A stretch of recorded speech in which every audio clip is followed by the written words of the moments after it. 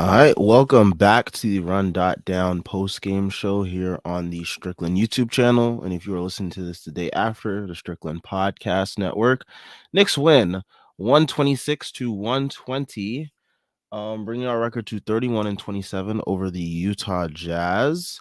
Very, very fun game. Much to talk about. I guess we can start things off with Josh Hart's debut as a Knick. And way to make yourself known to the fan base and make a first impression. 11 points, 7 rebounds, 4 assists, 4 steals, or it said 5 at one point in the game. I guess they corrected the stats, but he finished the night with 11, 7, 4 and 4. Hit 2 threes, 2 big threes in the fourth quarter. Just an overall pretty good game um from Josh Hart, and it proves that the front office made a good decision in making this acquisition, because he provided so much tonight. I mean, from the rebounding to the steals to the passing. I mean, he had one steal that led to a pass. He had one steal, look like an NFL like safety, like just intercepting the ball, and then he had this nice bounce pass to Obi in transition to get him a layup, which we haven't seen much of lately with Obi. But yeah, I mean, just an overall great debut from him, and hopefully this is a sign of things to come. He was part of the closing lineup as well, in his first game with us. So, shows that Thibs really trust him, and he earned it. So yeah, Jeff, how'd you feel about Josh Hart's Yeah, debut? he was exceptional. And he even shot it well from three. And like, if he's hitting those, he's just a super valuable player. The fact that he's taking them is pretty darn good too. Yeah, I mean, he wasn't a very willing shooter in Portland so far this season, so that was really nice to see. Um, yeah, he was just everywhere. I thought you did a really nice job covering it. I think there's some, I don't want to say worrying, but there's some things we have to be on the lookout here for over these last 30 games, but we'll get into that a little bit later. But for now, I think we should just enjoy the win. It was a good win. Um, there's a lot of good to talk about. There's some bad things to talk about. I thought Josh Hart was probably the best defensive player in the game, maybe Quickly, but either him or Quickly. I mean, when they were playing together, it was really good. Mayhem. Yeah, they're just everywhere. Especially when Quickly is like picking up full court. He even had a steal. Just guy couldn't even get it across half court. Quickly just picked his pocket. And Hart was. It's weird because Hart is such a good free safety. Like him and Quickly are similar in that way. They both are kind of hawks off the ball, but Hart's got more size, and so like I feel like Tibbs is going to trust him when they're playing together. Tibbs is going to give him more of the A assignments, um, and I thought he did a good job with that tonight. Yeah, I just thought you did a really good job covering it. I'm trying to say new stuff, but yeah, I thought he was really good. I liked the trade when we traded for him. I'm a weird person, so I mean, again, I'm sure we'll get into it later, but like I was super hyped about the trade. I thought it was like really easy slam dunk deal. And after watching this game, I'm actually, despite Hart being amazing, actually less encouraged by the trade because of our head coach. And I think that I am more confident that Emmanuel Quickly won't be a Knick like on his next contract than I was a day ago. And that's not really how I wanted to feel. And, like again, like not trying to be a negative Nancy, not trying to shower on, a win that stinks. I don't want to be that guy, but I mean, Quickly's not gonna play 23 minutes like a night. He's not a 23-minute a night player. He shouldn't be playing 10 minutes less a game than RJ Barrett. That's a joke. Honestly, frankly, he's a better player than Josh Hart. He's a better player. He's a better player than Quentin Grimes. He's the best player of the four of them. And we all talked about where the minutes were going to come from. Well, if you compare the minutes this game to last game, Deuce lost his 9 minutes. Grimes played 15 less minutes than last game. Quickly played 6 less than last game. And RJ played 4 more than last game. So clearly, on some level, I don't know. Like, I know Tibbs is like, I know that you can't glean all this from one game, but Tibbs is also Tibbs. Like, he's telling us right now, like, that's it. That's his preferred five stem if they'll let him play for him. Maybe RJ. I mean, and we should root for that too, because if it turns into the closing lineup being Grimes or Quickly over RJ, that'll mean that RJ is just playing really bad. And obviously, no Knicks fan should want that. But again, I was super happy with the Hart trade, and I'm still happy with it. Obviously, he played amazing. I'm just saying that, like, if the trade costs us Emmanuel Quickly, it's a bad trade. It's a trade that will be viewed as a bad trade, like, no matter what happens. And so that's just something to monitor going forward. And it was discouraging to see him jump back to Brunson, and it was discouraging to see Quickly be the person who got bowled. I'll say that. But at the end of the day, we're Knicks fans, not Emmanuel Quickly fans, and the Knicks got the win. So that's the most important thing. Yeah. Yeah, I mean, with that, the whole wing rotation thing, it's gonna be very, interesting to see how it plays out. I think it's gonna be more so the way that it's played out all year, where whoever is really got it going, that's who's gonna close the game. Right, but Quickly did have it going. So, like, Yeah, I know. So I think it's gonna be like whoever has it going, and like based on the matchup. I guess tonight's matchup, he felt, RJ, who picked up things in the second half, after a rough first half, and Josh Hart, who was just everywhere all over the court. I guess he just felt like to go with those two. But yeah, I mean, we know he's not going to play small, so like that just eliminates the possibility of quickly sharing the floor with RJ and Hart. So that eliminates that right there. Sadly. You mean like with Brunson too? Yeah, with Brunson as well. Yeah. It is funny that you say that, because they didn't show Randall at first. So they showed Brunson at the scorers table, and I was kind of psyched because I was like, okay, Brunson's getting up, and then I was like, well, RJ's not coming out 2 minutes after he just came back in, and I was like, oh, okay, is he pulling Hart because, like, it's his first game and blah blah blah blah, like he's just gonna. And I talked myself into the idea that it was going to be Obi he was pulling Brunson for, and he was going to do a cross sub, and he was going to play a couple minutes and try Brunson Quickly, Hart, RJ with a big. Because, like, that's not a small lineup in today's NBA, but for Tibbs, it's, like, really small. And for, like, 3 seconds, I was convinced that's where he was going. And, I mean, you're right. Obviously, that's just never going to happen. Yeah.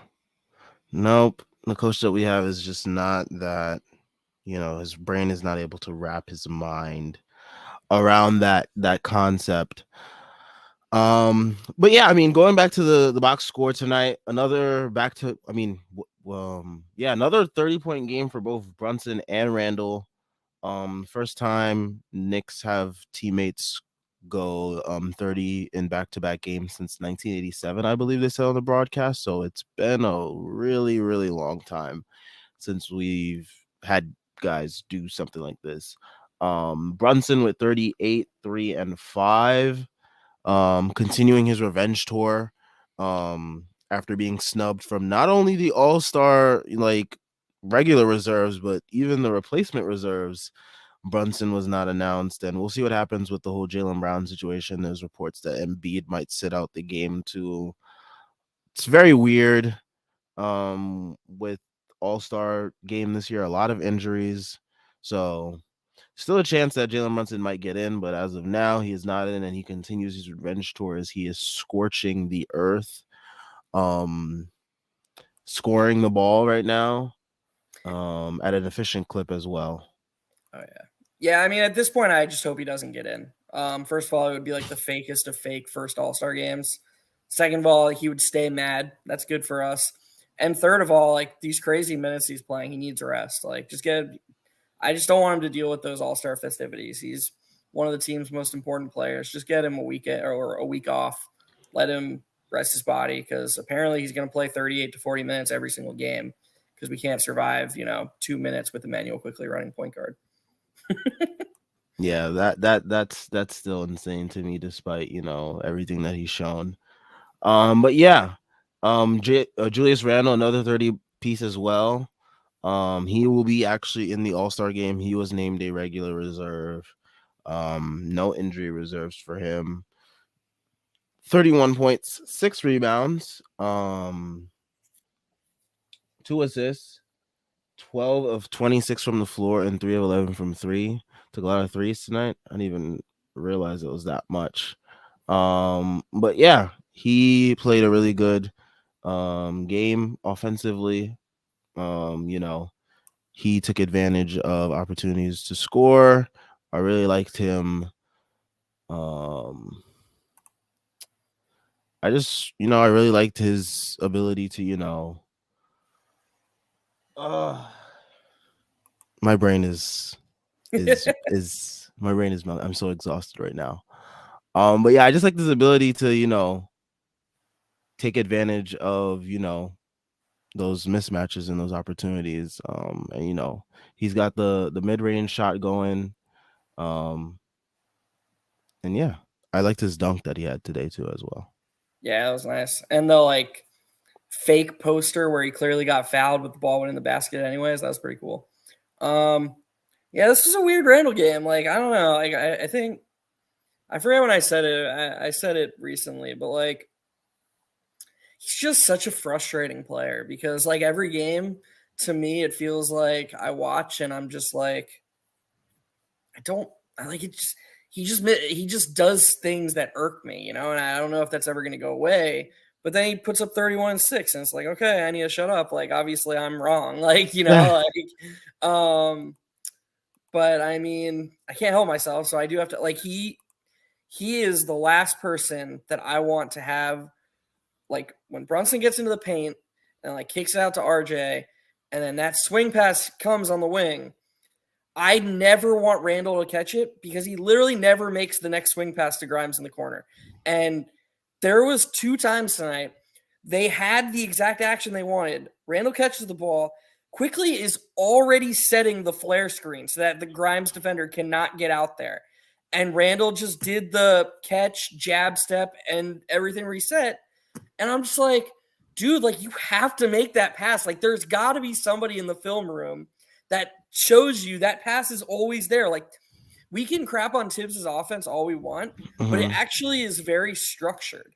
That guy is always in that corner. It's one of the rules of the offense. He's always there. And so when you see the ball swing around and the defense is behind, that extra pass is just always going to be there. And he never makes it ever. And then he shot the technical.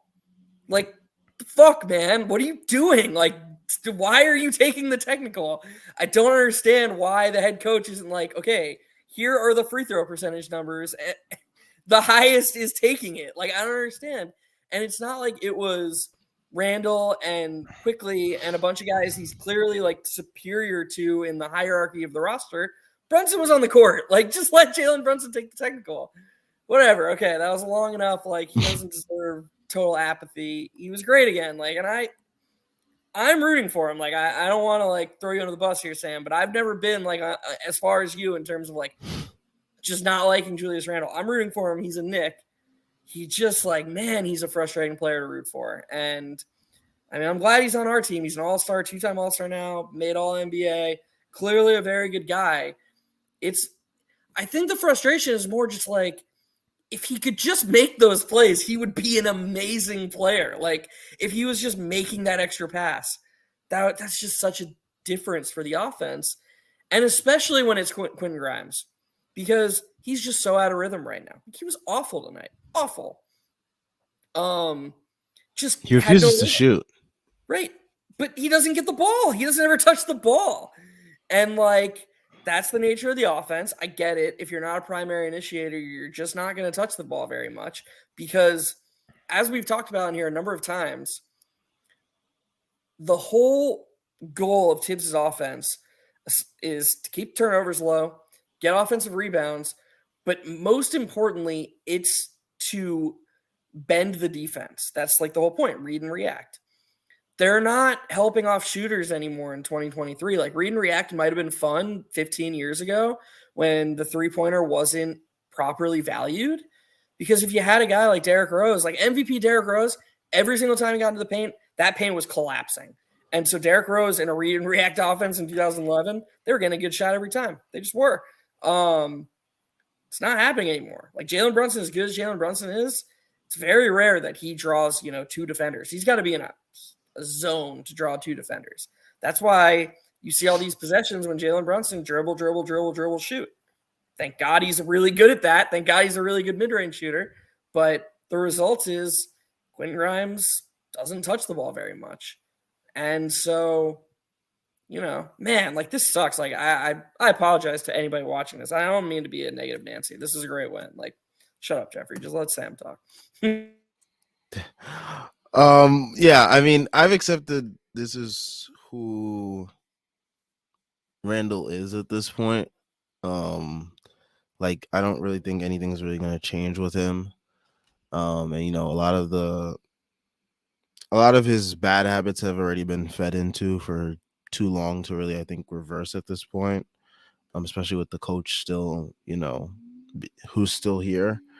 On the point of Quentin Grimes, yeah, I mean, thankfully we have Josh Hart now. We have Quickly. We have RJ who had a good game. So when Grimes just doesn't have it going as he does tonight, you can just quickly pull him and not really let him suffer through too much of it. Yeah, I mean, and I think that's like where the pessimism is coming from. Like, I don't have a problem with RJ and Hart closing. Like, again, we're Knicks fans. We're rooting for them to thrive. My problem is that when it comes to Quickly, he's already on a minutes budget because Tibbs doesn't sub for the first 8 minutes of halves. So that's 16 of 48 minutes that it's impossible for Emmanuel Quickly to play. He's already capped at 32 minutes. If with 8 minutes left in the fourth quarter, you're deciding, okay, I need to go back to Brunson and I'm gonna close with Hart and RJ. So, okay, IQ, your day's done. He's just not gonna play enough. Like he just isn't. This would be fine if we had a head coach who knew how to stagger and knew how to, utilize shorter shifts to make sure that when it's time for that decision to come, everybody's played like proper minutes and, seen the court enough. But when you come off the bench on a Tom Thibodeau team, unless you're playing really well and he decides to close with you, you're just not going to play a lot. And so I think that's where the frustration comes from is like Grimes fell into 22 minutes tonight. Grimes played as many minutes as Quickly did, and he was awful. But it's because he opens every half for the first 16 minutes, no matter how they play. And I mean, today they were awful to start the third quarter, and exactly he didn't do anything to help the team, gain some type of like offensive rhythm by making a sub of any kind. It was wild to watch. It's just like can we just get like maybe one sub? Like he is just so stuck in his ways, he just won't change anything about it. Luckily, we were able to push through that and actually win the game. But yeah. And I guess that's where my attitude's kind of coming from. Is like, I mean, the Jazz were awful from three. Clearly didn't have their legs. We gave up 120 points to them, and this isn't even a Jazz. Like they traded, Conley, Malik Beasley. Like this is a Jazz team whose sixth best player is that Horton Tucker guy, who like we know is bad at basketball. Like we just do. Like he's not good. So I don't know. Like I want to be positive about Josh Hart, but I just don't find this win at all encouraging. Like beating a Jazz team at home by 6, giving up 120 points to them, and Tibbs kind of showing his hand about the rotations and what they're probably going to be going forward, what they're going to look like. None of that is inspiring to me. I don't know. I hate being a negative Nancy. No, I mean, it's definitely the concerns are definitely warranted. As we've seen how this coach can be, and how when he shows us something, it's most likely something that's going to continue throughout. So yeah, your concerns are definitely warranted. Um, I guess we can also talk about RJ, who had a rough first half, Rough. really rough first half. Bounced back in the second half. Um, Yeah. at least offensively for What the was he? What most was he? part. 5 for 7 in the second half. Does that I sound right? think so. I One think so. for eight at halftime. I feel like. Yeah, he was really rough that first half, but the second half much better, at least on the offensive end. Defense still leaves much to be desired on that end. But yeah, offensively he was much better. Um, more patient, was able to get some foul calls and get to the line. Definitely helps when you're able to get to the line as well.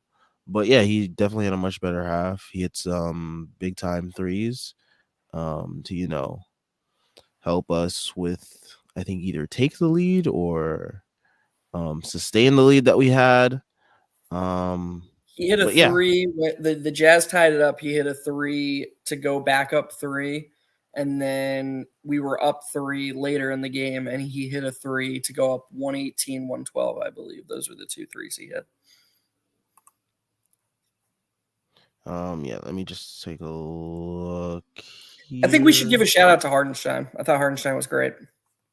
Yeah, I mean, he continues his strong, streak of great play. Um, I mean, I think since the year flipped, he's been like pretty consistently good off the bench, which is a huge plus. He had 14 rebounds. Again, continues to dominate on the boards. Both him and Sims have double-digit rebounds tonight, so that was pretty huge from them to because Walker Kessler is someone who really dominates those boards. He had 15 tonight.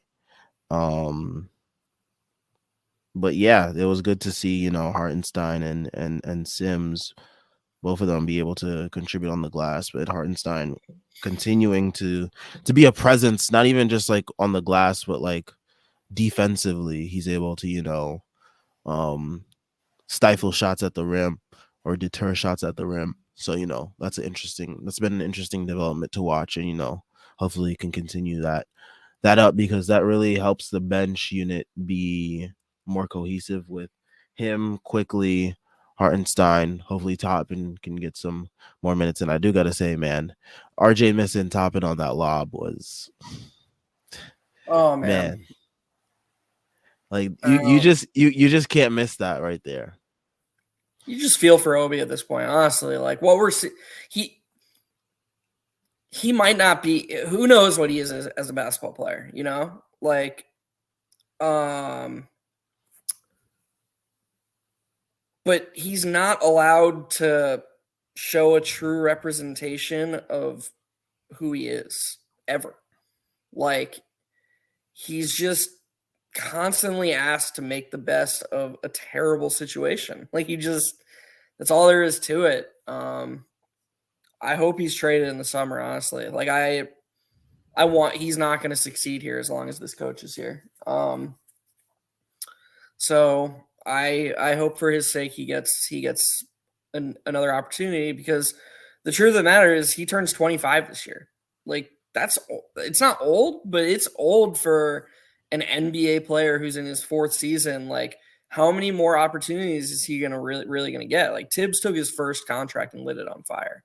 And then he also took his chances of getting any decent money on his second contract and lit that on fire. Like he could sue Tibbs, honestly. Like he should. Like this is ridiculous. I just feel bad for him. I feel bad for the guy. 9 minutes tonight. 9 fucking minutes. Um, and none of them, I don't think. I think Brunson and Randall came back in the game at the same time both times.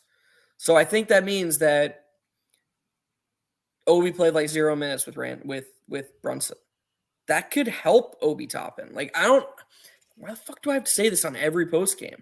Like the you can't just take a bench player who you clearly don't believe in and be like, I'm only going to play you in the least with our worst players.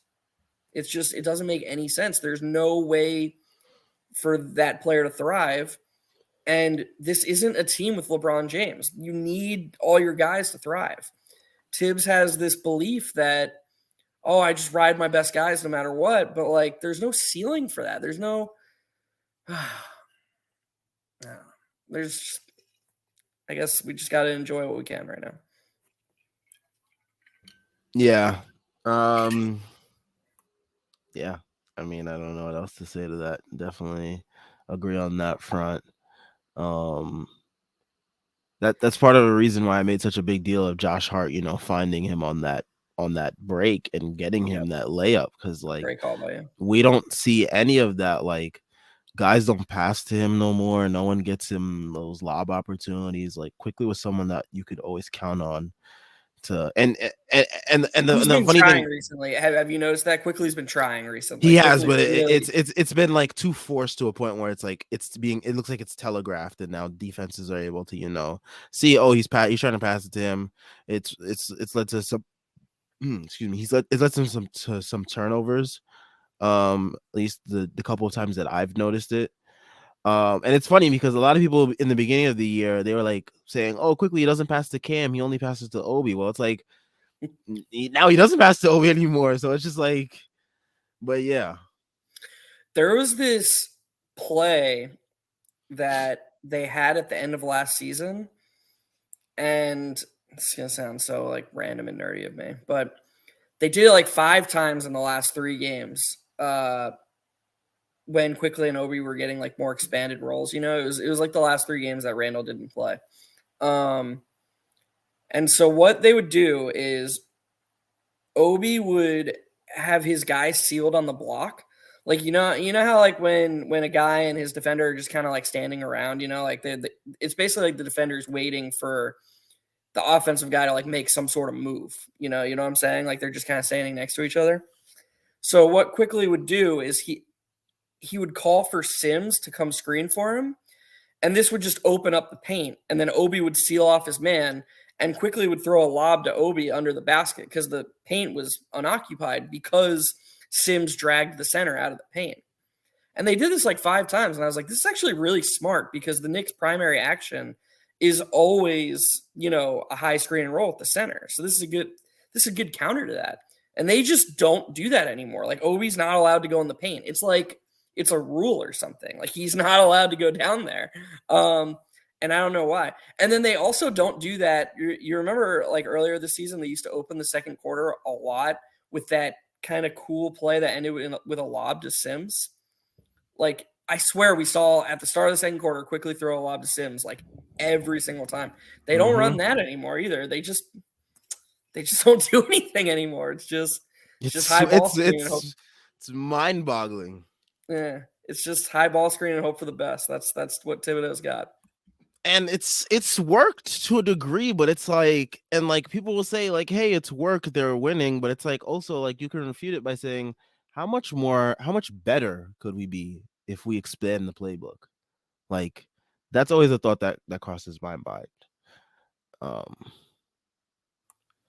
But yeah, yeah, I mean, it's interesting because that guy who's kind of new to Knicks Twitter, XJ, he's really smart. He had a good like breakdown of how like there are pros to the simplicity of the offense because I guess like the data has proven that those mid-range ISOs are the most offensive rebounded shot. And you're also obviously less likely to turn it over if there's less, if there's less passing. Like that's just logical. Like the less passes you throw, the less likely you are to turn it over. And so like there are regular season pros to this offense that he's running. It's not like, I mean, obviously they're a top 10 offense, but like most things with Tom Thibodeau, I do believe it comes with a low ceiling because as we've seen, Randall and Brunson aren't just gonna be able to get to their spots when they're playing great defenders. Like, let's say we match up with the Bucks in round 1 and the Bucks actually start scheming for what we're doing and they just throw Drew Holiday and Giannis on Randall and Brunson. Brunson, woof, We need a God plan bless. B. You need a plan B. It can't just be like keep trying that. It has to be like, okay, we need to run some You know what plays. Tibbs will say? Tibbs will say they didn't execute hard enough. Right. They didn't execute to the way that he designed it to happen. Like It's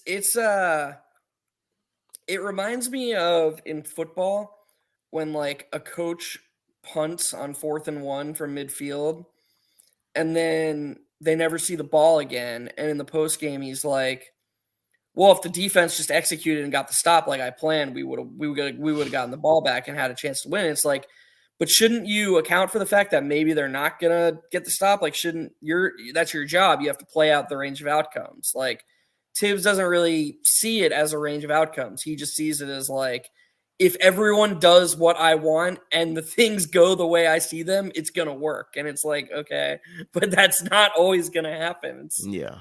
I don't know, it's frustrating. But yeah, I mean, did we talk about quickly? I mean, we talked about him and like how he didn't play. Right. Or the minutes that he didn't play. In the minutes that he did play, 15 points, 6 of 9 from the field, 3 of 6 from 3, 5 rebounds. I only am bringing up quickly because his little highlight package just showed up on the post-game show here. And I was enjoying that. I enjoyed that Julius Randle behind the back pass to him That was in the awesome. corner. That was great.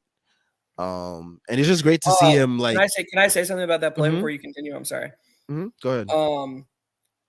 So if you rewatch that play, Grimes and Quickly are bunched together in the corner, and Quickly knows exactly what's going to happen, and he knows that corner is going to be unoccupied.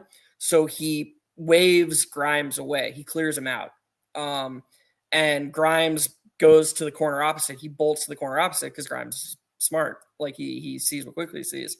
And when Grimes clears out the corner, that's the only reason it was open. I mean, I know it sounds stupid, but I love stuff like that because you just when you watch Quickly and Grimes, you just see how good their minds are and what they see, and you just see them talking and pointing and getting guys in the right spots all the time. And if you watch the play we were talking about earlier, the OB miss under the basket, both Hart and Quickly are like pointing at OB under the basket, like, hey, he's right there. So yeah, I'm sorry to interrupt you, but yeah, I thought that was pretty No, cool. it's all good.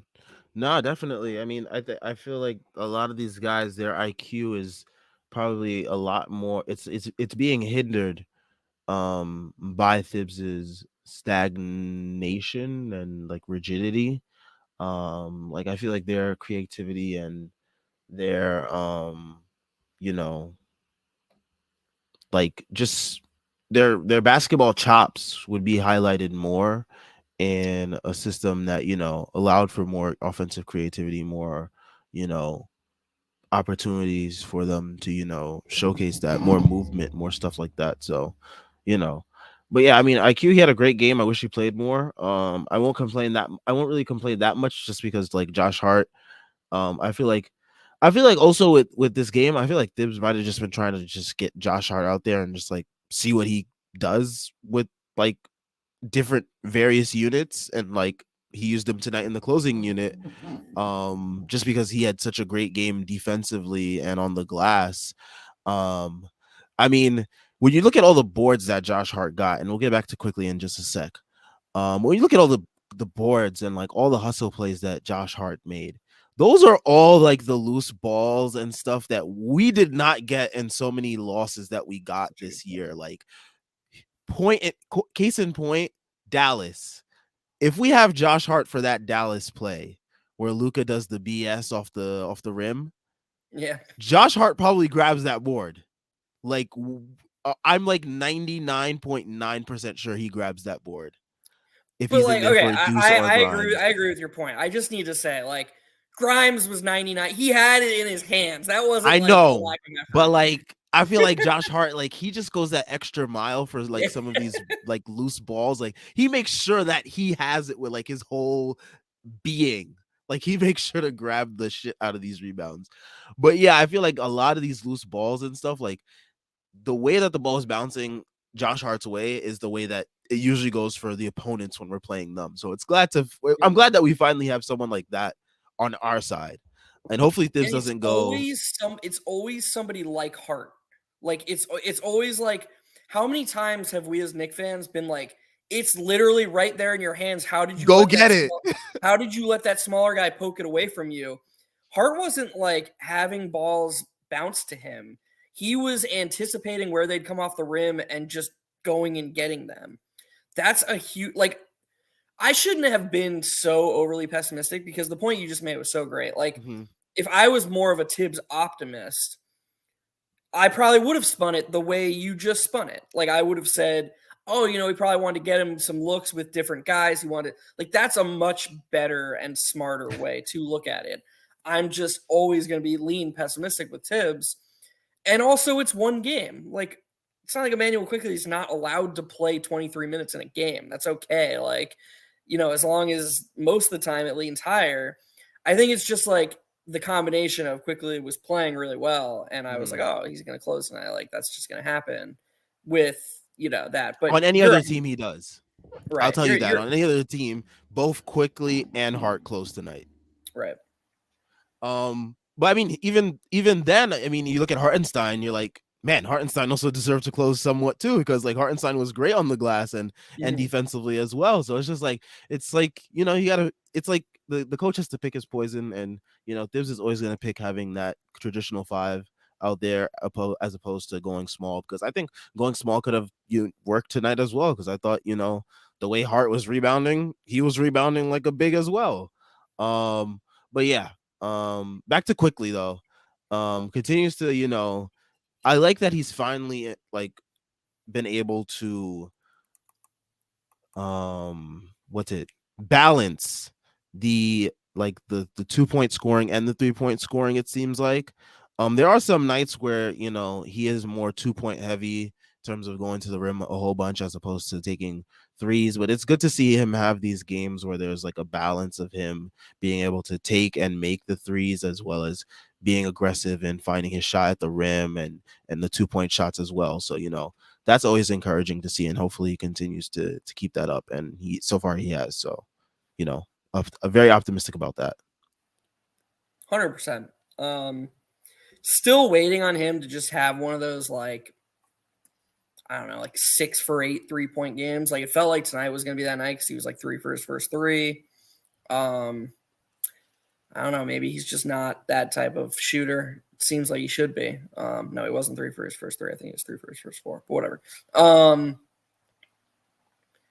it also feels like his misses are always on. Like there was we got a really good angle on one of his misses in the second half. And it was just like, I was just so sure it was going in. Yeah, you're 100% right though. Like the increase in his ability from inside the arc has really transformed his game because he just used to be so dependent on the variance of 3-point shooting. And tonight he did both well, which is nice to see. But there are just going to be games when you don't have it from three. You need to be able to hit those mid-range jumpers. You need to be able to get to the rim. I don't know why he went 0 for 2 from the free throw line, but because that's always annoying. But he's a good free throw shooter, obviously. Yeah, I thought he played a really, really, really good game tonight, and I agree with everything he said. All right, let's get to some comments before we do. It's time for everyone's favorite part of these shows. NBA fans, it's time to bring the hoops action to the palm of your hand with DraftKings Sportsbook, an official sports betting partner of the NBA. This week, new customers can bet $5 and win $200 in bonus bets instantly. Plus, for a limited time, all new and existing customers can get a no sweat same game parlay every day. Go to the DraftKings Sportsbook app today, opt in, and place a same game parlay on any NBA game. And if it doesn't hit, you'll get a bonus bet back. Once again, my streak of not being able to hit a Knicks same game parlay continues. Man, I had for all those people that want to listen in on my misery. I had Brunson over points, Randall over points, Markkinen over points, Quickly over points, Randall over rebounds, Kessler over rebounds, Brunson over assists, and Randall over threes. Brunson's assists and Randall's rebounds did not hit today. Man, I gotta show you this this good opponent's site that I use, because the Jazz give up the least assists to point guard. I had Brunson under assists tonight for that reason specifically. They give up the Mm. least assists to point guard of any team in the league. I was with you on. I mean, I lost too, so fuck do I know? I'm not like like I'm not saying I'm any better, but I had a lot of the same ones you did. I think I lost on Kelly Olynyk threes. I assumed he was going to get. Mm. You I thought he was assumed he going was to be going the to get. one to kill us tonight? I just thought he was going to get some of those pick and pop threes that opposing bigs get because we Yeah, play it was drop so coverage. weird to not he was barely on the court tonight. Yeah. So yeah, I had I was with you on Markkinen, I was with you on Randall, with you on Brunson points, and then we had Brunson under assists and stupid Kelly Olynyk. Mm. Yep. There's always that one leg that will get you. It really is. And that's like how they keep you coming back, like not to just because you're like, oh, I was this close last time. I Yep. can definitely get there this time. If you want to be like us, download the app now and sign up with code TBPN. New customers can bet $5 on the NBA and get $200 in bonus bets instantly. Only at DraftKings Sportsbook, an official sports betting partner of the NBA, with code TBPN. Minimum age and eligibility restrictions apply. See show notes for details. All right, let's get rolling with some comments. So Chris Bernhardt, he starts us off. He says, so Josh Hart is awesome. Then he says, okay, I lied. He isn't awesome. He's phenomenal. Legit everything you want in a role player. I'm pumped for this bench going forward because he's going to make IQ's life so much easier. Definitely agree with you there. I think he's going to make his life easier, not only defensively because of like everything that he was able to do tonight, but the fact that he's like willing to take threes, which is something that was a question mark coming into New York because his Portland tenure, he was much more of a slasher. If he's going to make and take threes, then yeah, he's definitely going to help the bench a ton. I mean, that alleviates the offensive pressure on IQ. We know that Deuce has started to make shots, but he isn't really he doesn't have the the reputation that Hart has in terms of shot making from three. Because I mean there was one point where I think before coming into Portland, Hart was like around a 34-35% 3-point shooter. So he has that reputation of being at least a reputable 3-point shooter. But yeah, I think he's definitely gonna make IQ's life easier. Hopefully Thibs doesn't, take that to the nth degree with balancing things out. I will say, I think that's a really good point by Chris and something I didn't consider watching the game and just thinking about it. But he's definitely deserving of more on ball reps. And like Tibbs was giving them to Deuce, like Deuce was getting to run some point a little bit. So I agree that I hope it's not just 100% Quickly and RJ with that unit. I hope that Josh Hart gets to run a little bit of screen and roll because he's a good decision maker when he gets inside of the paint. So yes, I agree completely that is one of the great benefits of having Josh Hart is he's going to make Quickly and the rest of the bench unit and anybody he plays with, he's going to make their lives easier. So yeah, I mean, it's just a great addition in that retrospect. Ace Bouchard says the Josh Hart trade is this year's version of the Derek White trade. Could be the same, sort of impact there. We'll see how far we can, take ourselves in the playoffs / play in. But yeah, I think we have a good chance to make the playoffs without, going through the play in. It all depends on, how things shake up with Miami and Brooklyn. I mean, if Miami keeps getting to play the bottom of the league and keeps getting handed wins, I guess and it's the second straight night. Like they should have lost to Houston and they should have lost tonight. And it's just stupid. Like, why don't these teams do this to us? I don't understand. Like, why does Miami get just gifted wins? And they play in the Southwest, so or the Southeast, so every other team in their division's trash. I don't know. I don't think we're gonna pass Miami. I think if we do get into the top 6, it's because we passed Brooklyn. Would you agree with that, or do you think there's a chance we pass Miami? I think there's a chance we pass Miami just for the simple fact that our records are so close and we still have a chance to play them a couple more times later in the year. And I think we can beat them in the season series. And I think that will go a long way in terms of seeding with us if our records are really that close. If we end up like being tied with the same record, if we beat them like at least, I think we play them 2 more times this season or 3 more times. It's at least 2. I'll check right now. For some reason, I felt like it was 3 though. Because if we just beat them this next time and then we have them to just play one more time, we win the season series. And if we have records tied at the end of the year, we have the tiebreaker. And I like our chances there. So we got 3 more. Yeah, 3 more. Okay. 2 in Miami, 1 at home. I'm not scared of playing them in Miami, honestly. I mean, after seeing what Houston was almost able to do to them the other day, and like how we beat them last year, coming back down 20 with our young guys kicking their ass, like I like our chances.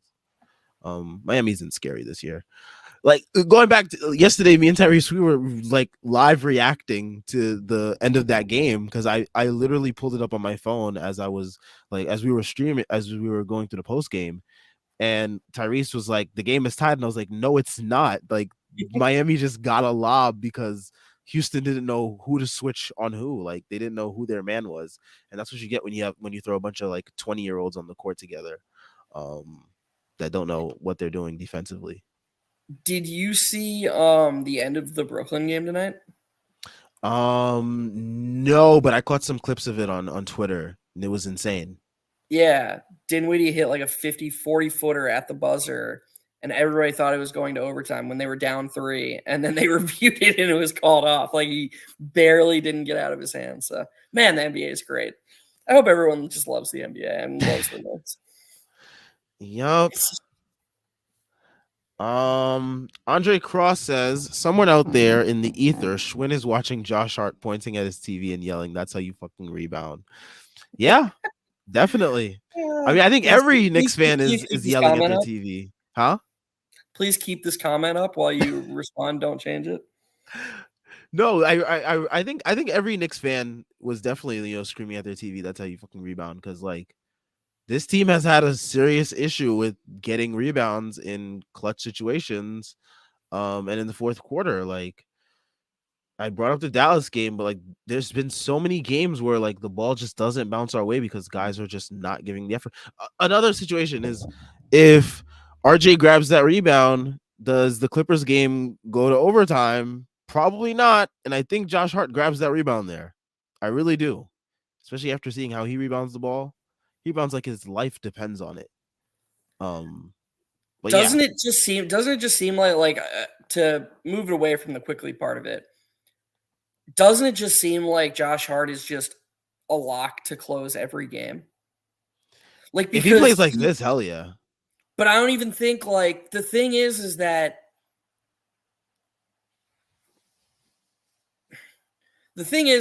Josh Hart doesn't shoot enough to be having what seems like a bad game.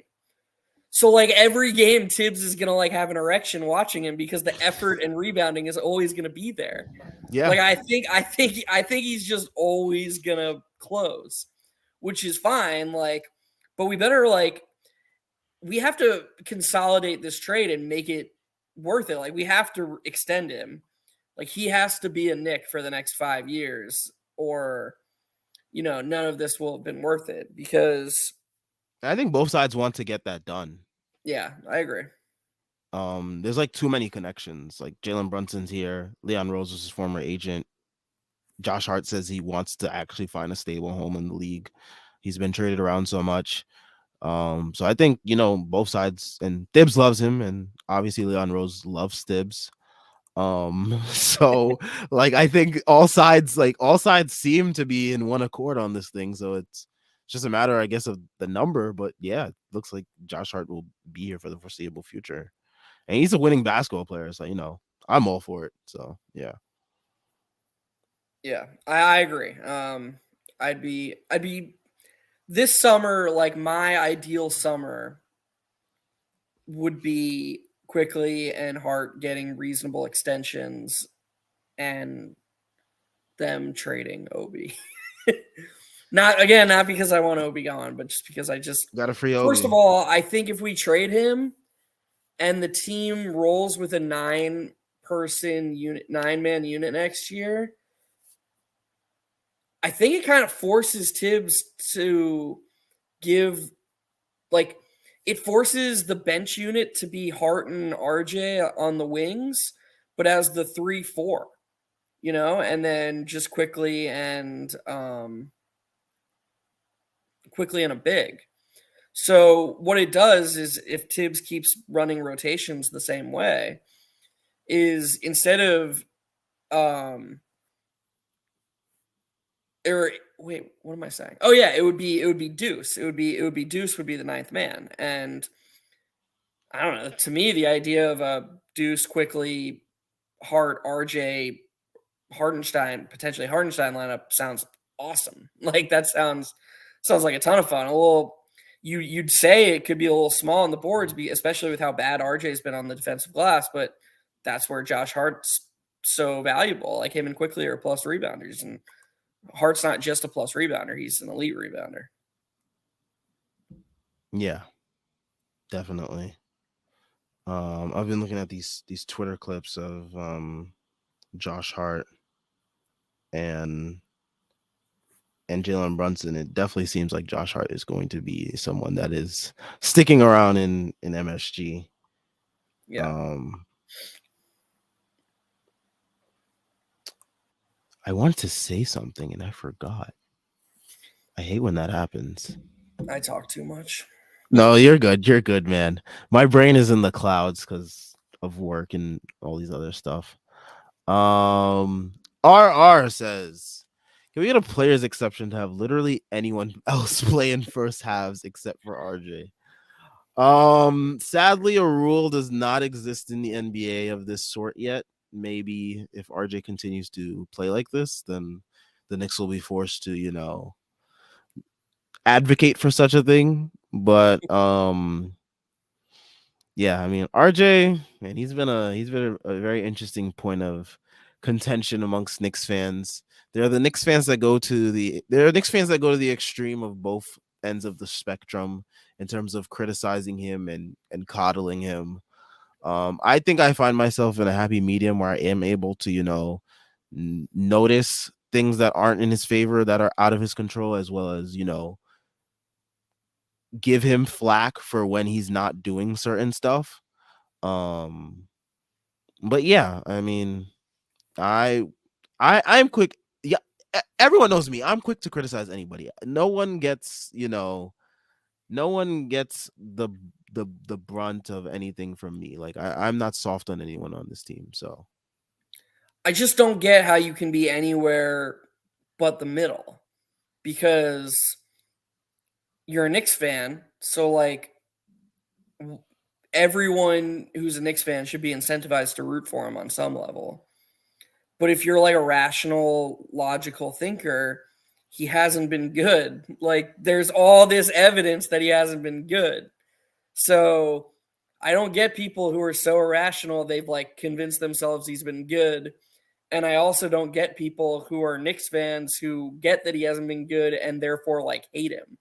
Like it's okay. He's still only 22. And the thing is, more specific to RR's point, the fact that he is able to rebound from all of these horrific first half starts should give us all tempered optimism that he's just mentally the type of person who's going to figure it out. Because if you can figure it out on the fly in game in the biggest, most famous arena in the world, in front of fans who are like dying to boo him, like not boo RJ, they're emotional fans. They're going to boo you. Like if he can figure it out in front of them on the fly, Mhm. I promise you he's working his ass off to figure it out on a macro level. And if he can, be one for his first 8 and hit the huge threes that he's hit against Boston and now this game, like some people are just built for bigger moments and for bigger things. And yeah, RJ is not like very good basketball player right now, but I don't know. There should be a decent amount of optimism that he's going to get there because he does show flashes. And like I just said, he's shown the most flashes between his ears. Um, so that's my dose of optimism for y'all after being miserable for the first 20 minutes of the show. Yeah, I mean, I think, he definitely has to be better. And, he's not gonna get better if the coach at least continues to like I'm glad today like he actually like sat him for a good amount of that second quarter. Like he wasn't good, so like Thibs sat him. He came back in the third quarter and played some good basketball.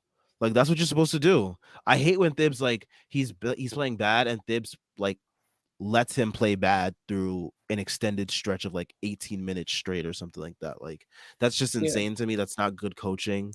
That doesn't help RJ in any way. Like if anything, it forces him to like force up even more bad shots to like get himself out of that rut. So like, yeah. This is why shorter shifts are needed. Like every other team is doing it. How does he not know this? I don't understand. I watched the Bucks game last night. Giannis came out in the first and third quarter at the 7-minute mark. Giannis did. Like he plays multiple shifts in the first quarter. Mm-hmm. Chris Middleton, who's coming off the bench, plays multiple shifts in a half, despite only playing 12 minutes. Because Bud plays you 6-minute shifts. That's what he does. If RJ's like, and obviously you have to stagger a little bit, so some people are going to play a little bit longer, but it's really not that hard to keep all 5 of your starters in the 6 to 10 minute range for their first shift.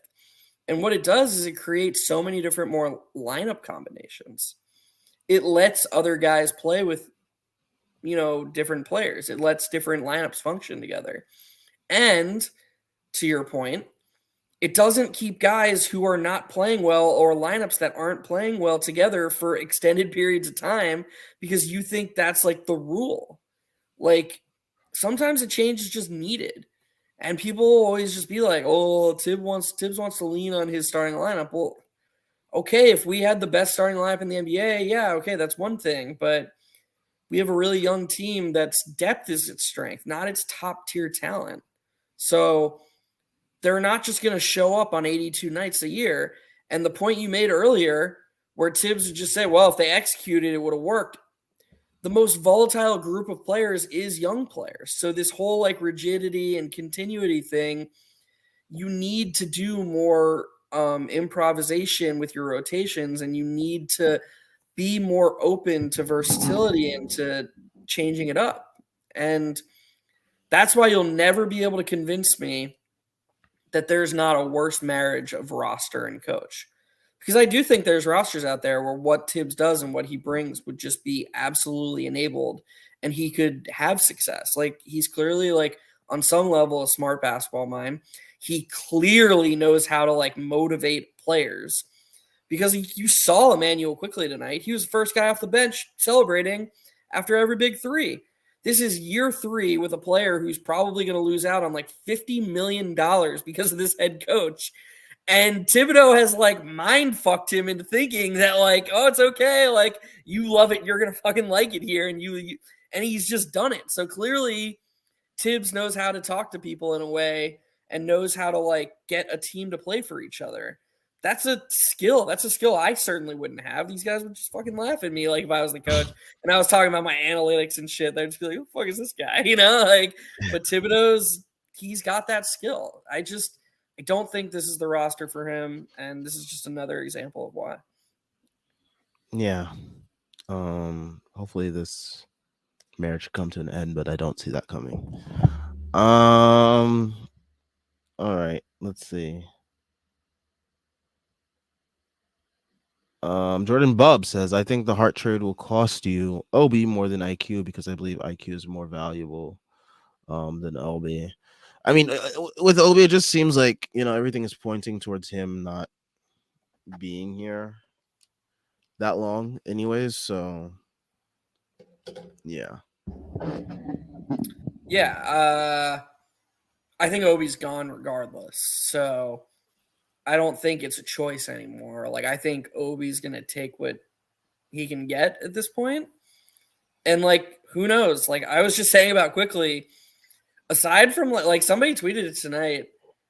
It was that Tommy Beer guy that when RJ didn't throw him the lob, it was like the first time he's ever seen Obi actually get mad or get frustrated.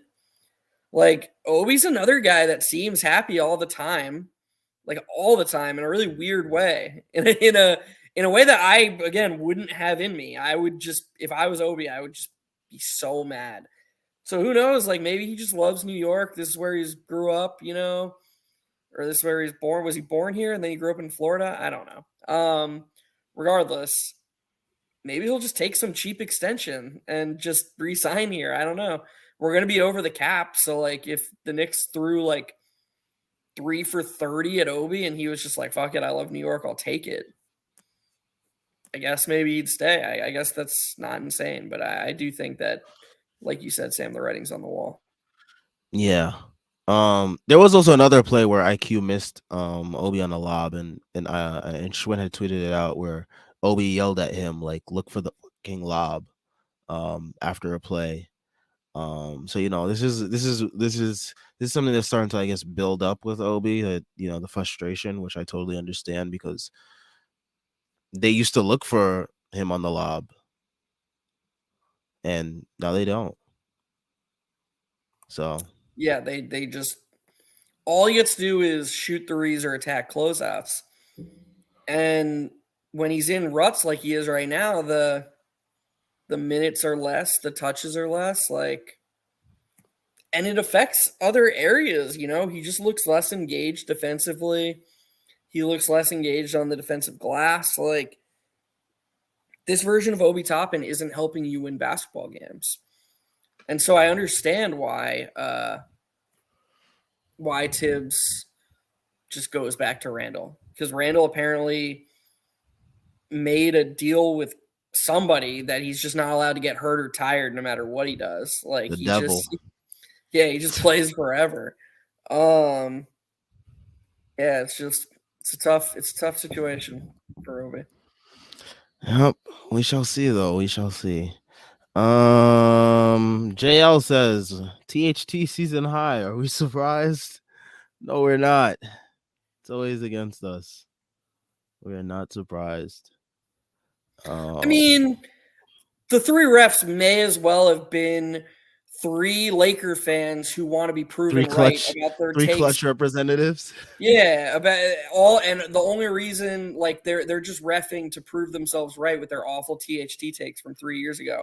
That dude was getting the softest whistle I've ever seen in my entire life. Meanwhile, RJ is getting murdered at the rim, and he doesn't like the one RJ no call that got Tibbs teed up, which like good for Tibbs for standing up for his guy. That was bullshit. THT was sent to the line 3 times in like 5 possessions right after that. Not a single one of those was he touched even remotely as hard as RJ was on the no call. And this is the thing about reffing. It doesn't matter if you get the, like, on some level, it doesn't matter if you get the calls right. What matters is if you are consistent with the calls. You set a baseline foundation with your calls, and then they know how to play. It's the same as a strike zone.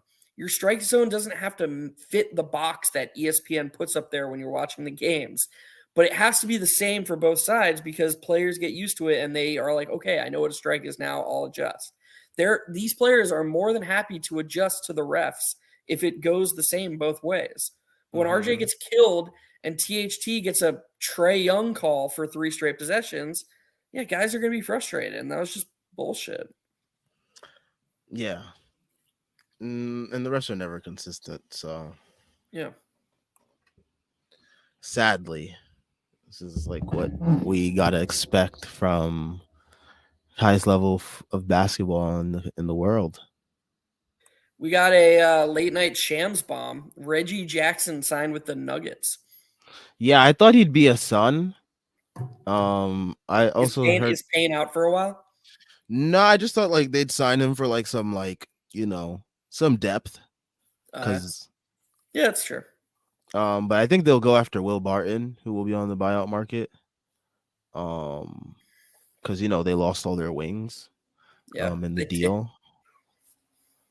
I mean, they did get TJ Warren back, but they're still lacking on the wings, and I think Will Barton will be, a nice veteran for them to rely on. I think like Will Barton has been getting like DMPs, or at least like he hasn't been getting a lot of minutes off the bench in Washington. So,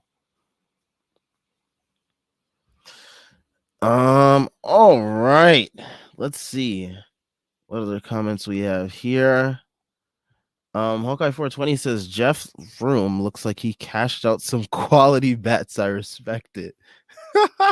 I'm not going to be promote my personal life too much, but or my I guess not personal life, my work life, whatever. But what I will say is whatever money I do or don't have is definitely not coming from betting because that never goes well for me. But use promo code TBPN to sign up for DraftKings, and you too can lose same game parlays by one leg. Yes, just like all of us. Yep. He also says, as terrible as it is, the fact that the problems with this team are repeatable and actually very fixable is kind of a good thing, as annoying as it is. Also, yeah, I mean that's what makes this team frustrating, is because it's like a lot of low hanging fruit and like stuff that can be very fixed with like the appropriate like schemes and plays, but they just don't happen because the way the coach just operates things. Um, but yeah, I mean Yeah. that's what makes everything that much more frustrating. Yeah, I would lean on the frustrating side and not the hopeful side because Tibbs has basically proven that he thinks he knows he has the answers to everything, and solutions don't come by making adjustments. Solutions come by doing what he thinks is right better. Um, so yeah, I think we're just gonna keep seeing a lot of the same things, and the people who don't think Tibbs is the right coach will continue to be frustrated, and the people who do think Tibbs is the right coach will bemoan they'll bemoan the fact that we don't have better players apparently, which they don't see the flawed logic there because they're kind of saying that coaching is irrelevant and a coach is at the mercy of his players 100%. I do not buy that notion. I think that it is very clear who the better coach in tonight's game was. Will Hardy has been exceptional. He does a lot of things well. They run a real offense. Um, he staggers his best players. He knows how to shorten rotations and sub guys in and out. And yeah, but I guess we'll never know because apparently Tibbs has a lifetime contract here. And I gotta be honest with you, Sam. I don't know if I'm going to still be doing these post games with you if Tibbs is head coach of this team in 2028. At a certain point, I'm going to reach my breaking point. Will Tibbs even be alive in 2028? Man, that's brutal, dude. That's fucked up. I don't know. A lot of things can happen between. I mean, what is that? 5 years from now, a lot of things Yeah. could happen. I guess you could probably guarantee that one of me or Tibbs will be dead by 2028. Either he'll have a heart attack or his coaching will give me a heart attack. And like Oh man. But yeah, I mean, he's an old guy. 5 years. Who knows what could happen? A lot of things. allegedly. Allegedly, a lot of things could happen. Medically, physically, anything. All right. Menno ask, do you guys think we'll ever see a lineup of Brunson, Quick, Grimes, Hart, Randall, or is that too small? It's too small for Thibs. It's not too small for me. I would like to see a lineup like that. I think that would be fun. But Gibbs has this incessant need for a traditional five on the floor at all times. So I just don't see this lineup coming through to fruition. Um, yeah. I think there's a chance we see it with RJ instead of Grimes. Or excuse me, RJ instead of Quickly. I think there's a chance we see it.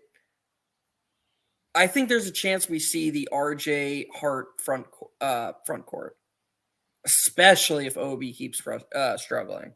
Like if Obi keeps struggling and he's just pointless out there, eventually Tibbs is just going to go to like his best guys for real. Like in a playoff setting and stuff. Like Tibbs leaves a lot to be desired in a postseason setting. But like as we saw in the Hawks series, he's not afraid to just like, okay, you're done. You know, like he's not afraid to say that to a guy. Oh And yeah, for like sure. now, interestingly enough, Obi was actually one of the few people who did show up in that Hawks postseason series. He kind of like, so I don't know if we can expect Obi to just like disappear in a playoff series. He kind of seems like one of those guys who might be built for it. But yeah, I feel like he likes RJ's size, even though he hasn't been good at like in theory, and I think he'd be more willing to try it in some rare moments without Randall. I actually think he could talk. I could see him. I'm going to be crazy here. I could. Oh, never mind. I was being really stupid. Wow. I thought the question was about four small guys and a big. So yes, I could definitely see that lineup with Randall at some point. Maybe against the Bucks, like when the Bucks run like a Giannis plus 4 shooters lineup, and Tibbs is just going to put Randall on Giannis. I could definitely see him doing it, but maybe that's me being more hopeful. It could be you being very hopeful. Yeah. Because like, I mean, yeah, he would definitely match up Giannis and Randall, but like the 4 shooters, it depends on who the 4 shooters are. Like I know Mm-hmm. they added Jay Crowder, so if Jay Crowder's out there with like Chris, Drew, and like Wes Matthews, something Yeah. like that, maybe Thibs is forced to play 4 smaller guys around Randall. I mean, that's a Um, totally reasonable lineup that the Bucks will run all the time. And like, this is gonna sound stupid, but if the Bucks are running that lineup and Tibbs tries a normal center against them, even if it's Mitch, he should just be fired on the spot. Like that's not coaching. That's just oh my god. How did you get me mad just thinking about that? God damn it. Nah, because it's something you legitimately have to think about. Like you legitimately have to think like, oh, is this something that this coach would do? Uh, but yeah, I would be very, very upset if I get whatever. I guess if it's Mitch, I shouldn't be upset because Mitch, he's earned the chance to prove that he can't guard Giannis in that type of setting, you know? mm-hmm. Like Mitch shouldn't just be relegated to like, okay, like you don't have a chance. We're not even going to give you a chance. But like, can you imagine if you did like Hardenstein? Like, God, that Hawk series was so annoying. Mitch was out, and he was like, "Oh, I just gotta go with the Nerlens Noel, Taj Gibson. I gotta play them 48 center minutes." And the Hawks were just running circles around us. It's just he got circles ran around him by Nathan McMillan. Ugh. Insane. Christopher Vieira. He asked, "What would y'all do to get Grimes going again? I feel like he missed some good looks, but I also think Thomas doesn't run much to help get him involved." So what do you think, Jeff? I think touching the ball would help. I think so. When you watch the Knicks offense, especially with the starters, like there's a reason that every time Emmanuel quickly comes in the game, the first thing everybody tweets and anybody who's watching the game says is like, holy shit, like there's life in this team now. It's not an accident. It's because with Jalen Brunson running the show and with Julius Randle as the 1B option, the Knicks are like the slowest team ever. And it's not just slow pace getting the ball up the court, it's how long it takes them to get into their sets because they do that window dressing action where somebody comes and catches the ball and then passes it back to Brunson. And all of a sudden you look up and there's 9 seconds on the shot clock and Brunson's still 10 feet beyond the 3 point arc. So the best possessions that the starters have is when they get into their sets earlier, whether it's eliminating that window dressing action or pushing the ball up the court off a rebound. I don't care. Grimes is going to benefit from some pace. And then just having some semblance of creativity. Run a friggin' Julius Randle, Quentin Grimes dribble handoff. Run something. Like, him just standing there is doing nobody any good because nobody's ever going to help off him. So it's like his entire job is to operate as a spacer. Yeah. He literally didn't touch the ball meaningfully until his first shot at like the end of the quarter. What is the guy supposed to do with that? He's running around collecting cardio for 11 minutes and then he puts up a three. Okay, like, do we really expect him to be as efficient as somebody like Jalen Brunson who's shooting the ball and dribbling the ball whenever he wants? Like, play a game of basketball and get back to me. Like, anybody who's played at any level will tell you that you're more comfortable the more you're involved in the action. We saw it from Obi last season. Me and you, Sam, spent the entire season saying that Obi's 3-point numbers didn't matter. He's a better shooter than his numbers showed, and he's a more efficient player than his numbers showed. And the second he started getting regular run and regular touches, he would be a rare case where the usage goes up and the efficiency goes up because he would finally have his feet. He would finally have feel for the game, for the flow of the game. And we were proven right.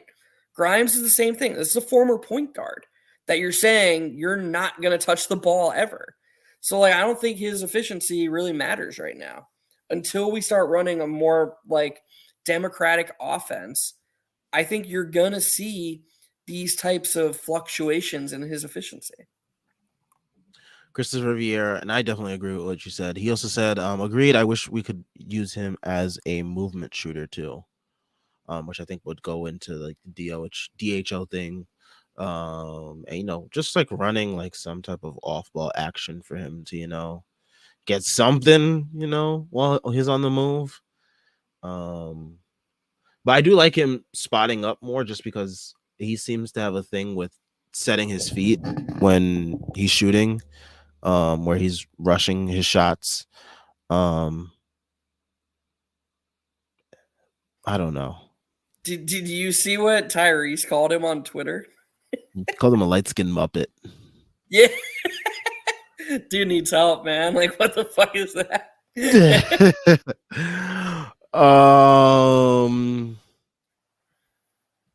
JL, he kind of, I think this is when we were talking about Josh Hart. He said that the team has lost close games due to basic stuff like loose balls not going their way, and I think Hart will help with some of that. Christopher Rivera says RJ has been disappointing this year, but I would like to see him without Thomas as the head coach. Their pairing looks like it's run its course. Definitely agree there. All right, this is a good one from Christopher Rivera. Okay, it says, with the Hart acquisition, what should the expectations for Thomas be now? I think it is reasonable to expect to win a playoff series. I would fire him no matter what, but the bar should be raised. I know we here have always believed in the talent on this team, and the Hart acquisition looks like it will be awesome. So we got to raise the bar out of the hell for Thomas. He has zero excuses now, in my opinion. Also, can we dead the notion of Randall ever taking a technical free throw when Brunson and IQ are on the court? That was just brutal, and you knew he was going to miss that. But yeah, great comment by Christopher Vieira there. But yeah, I mean, for me personally, I always had the expectations low as hell just to avoid disappointment.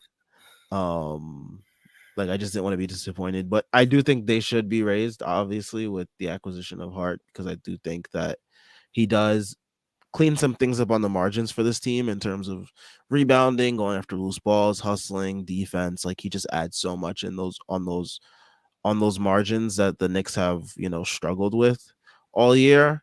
So yeah, I definitely do think the bar should be raised because once you clean up some of those stuff on the margins, you expect some type of maybe positive regression from RJ as because he won't be tasked with doing some of those things that Hart will take over for.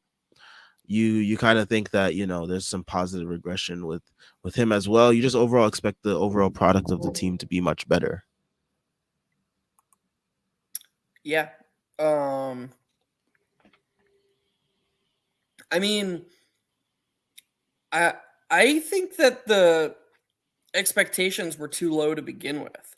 Like, I think it's this thing that like Tibbs defenders, this narrative that Tibbs defenders have crafted, that this is like this mediocre team that he's getting the most out of. Like, I already think we're underachieving, and I think that's pretty clear. Um, we've gotten, I mean, the Knicks won 42 games by Pythag last season. I know they won 37 games, but like Pythag had them as a true 42 win team. And we all know why they won 5 less games than their expectation last year, because that number is based on how they'd expect you to do in close games. The Knicks were not good in close games. We know why the Knicks weren't good in close games, yada, yada. So they came into the season with 42 win talent. They lost Burks, but replaced him with Jalen Brunson. They got a way better version of Julius Randle. Like, all of this before Josh Hart, they got improvement from Quickly. They got a full season of Grimes. They've been relatively healthy. They should have expected RJ to improve. The fuck are we talking about here? Like, this is at least a 46 win team on its own. But all season, it's just been like, oh, we should just be happy to be here. And like, oh, Tibbs is doing the best he can. It's like, no, I don't agree with that at all. Now that we have Josh Hart, and clearly Josh Hart is like a Tibbs guy, that's the thing Tibbs defenders always say. Like, well, if you give Tibbs his guys, that's when he really cooks, Like, that's okay. Well, he's got one of his guys now, and he's going to close with him all the time. So, I mean, if we go out woefully in a first round series, the seat should at least get warm, in my opinion. It won't, but it should. Yeah, definitely. I think I think if this team goes out in like a 6 or 7 game like slug out, I think he definitely keeps his job and stuff like that though. But yeah, I do agree. I do think the bar was already too low. For me personally, I had the bar low just to avoid disappointment, but I do think the bar was low collectively around the fan base just because um I think the bar is low because of Thibs. Yeah. Like people like they have certain expectations with Thibs because they know what he is, what his teams are capable of. Like they've seen this whole, movie before, so Yep. yeah. Um all right. Let's see what else we got. All right. I guess this is a good question for the next game that we have coming up, where we play the Nets on Monday in MSG. Jordan Bub says, so how will we defend the Nets offense and how will we score on their defense? Who will defend Bridges and Thomas? Who will be surprised Nets players that go off? So the Nets offense is it's really hard to even scout and say how we would defend them because they're like a totally different team than what they were before. I mean, we know they're still gonna try to spray as much threes as possible. They still got Joe Harris. They still got, you know, Cam Johnson. They got Mikal Bridges. They got Seth Curry if he's healthy. Like those are all guys that will give us trouble from three. Cam Thomas as well. Um so yeah, it's mainly just going to be about defending the three. We know this team is pathetic at defending the three when it comes to a team like Brooklyn. Brooklyn always manages to, um, always manages to get our number. So I always chalk it up as a schedule. Oh, like no matter what. And even with this whole roster change, like they still have a formidable team. Like they took Philly down to the wire tonight. Um, and they beat the Bulls the other day pretty handily. So they're still a pretty good team. So Yep. they're a team that we can't sleep on for sure. And yeah, I mean, how will we score on their defense? It's gonna be interesting. They do have quite a few staunch defenders between Claxton, DFS, Cam Johnson, Mikal Bridges. It's gonna be very interesting to see how the Knicks, tackle that. And they're just Uh, like big too. yeah, they're very long. Yeah. The length is also something that the Knicks struggle with. Yeah. It feels like a game RJ has to do stuff because they're going to put Bridges on Brunson. Yeah, for sure. Um, yeah, I don't know. I don't love the matchup for us. But we're gonna be at home. We're a good team. Like we're gonna be betting favorites, so just gotta take care of business. Is there a weirder player than Cam Thomas, by the way? Like, has like I don't know. Like, how do you score 40 straight, 3 straight games, and then just go back to 18 minutes? Like, I don't. That's got to be so weird. I mean, that game against the Bulls, he had the nastiest 20-point game I've ever seen. He was like 3 for 16 from the field with like 13 free throws. Yeah, It was a good really point. rough game. He's someone that takes a lot of bad shots. When they're going in, he's able to score 40. When they're not, he looks like he did versus the Bulls. And tonight they finally had their full roster of all the acquisitions. So naturally his minutes would go back down to normal for him. So yeah. Yeah, But fair he's guaranteed to like go off for like 25 versus us next game. enough. You're not wrong. That's just the way things go. And he was a player last year. I think we talked about this before, but he was a big component of the comeback that the Nets had versus us. Oh my And he god, hit that dagger over Grimes from deep 3-point range. that game was so annoying. Very. But yeah. I think we could end things here. Good discussion, good win for the Knicks, bouncing back after that loss to Philly. That we probably shouldn't have lost in the first place. Yeah. Um, but yeah, we'll be back after the Nets game. On Monday at MSG. We got links to everything Strickland related in the description. We got links to the site, merch, Patreon, and Twitter. All great ways to support us. We are also on Instagram at thestrick.land. A way to get your Knicks fix on Instagram if you're not on any other social media or any other way to, connect with us. That is one way. Make sure you guys leave a like and subscribe as we are on our way to 1K subs. So all that you do helps us with the YouTube algorithm. So we'll catch you guys on Monday. Everybody enjoy the Super Bowl tomorrow. Hopefully whoever you're rooting for wins and you make some money off of it. Peace.